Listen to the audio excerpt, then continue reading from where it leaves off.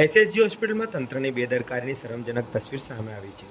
સયાજી હોસ્પિટલને એમ્સ કક્ષાની બનાવવાની વાતો વચ્ચે આશરે 4 થી 5 વર્ષના દાઝેલા બાળક અને તેના પરિવારને હોસ્પિટલની વ્યવસ્થાનો કડવો અનુભવ થયો હોવાના આક્ષેપો થયા છે।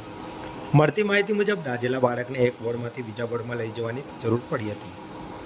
જોકે બાળકને લઈ જવા માટે યોગ્ય વ્યવસ્થા ન મળતા લાચાર માતા માસૂમ બાળકને ગોદમાં ઉચકીને વોર્ડમાં ભટકવા મજબૂર બની હતી। એટલું જ નહીં, બાળકને ચડતી બોટલ પણ પરિવારજનોએ હાથમાં પકડીને લઈ જવી પડી હતી। સમગ્ર ઘટનાનો વિડીયો સામે આવતા સયાજી હોસ્પિટલની વ્યવસ્થા સામે ગંભીર સવાલો ઊભા થયા છે। એક તરફ હોસ્પિટલને આધુનિક સુવિધાઓ સાથે એમ્સ કક્ષાની બનાવવાની વાતો થઈ રહી છે, ત્યારે બીજી તરફ દર્દીના પરિવારને આવી હાલાકી ભોગવવી પડે તે હોસ્પિટલ તંત્ર માટે ચિંતાજનક બાબત છે।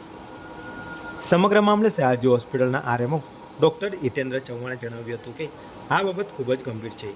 સમગ્ર ઘટનાની તપાસ કરવામાં આવશે અને જે કોઈ જવાબદાર હશે તેની સામે કડકમાં કડક કાર્યવાહી કરવામાં આવશે।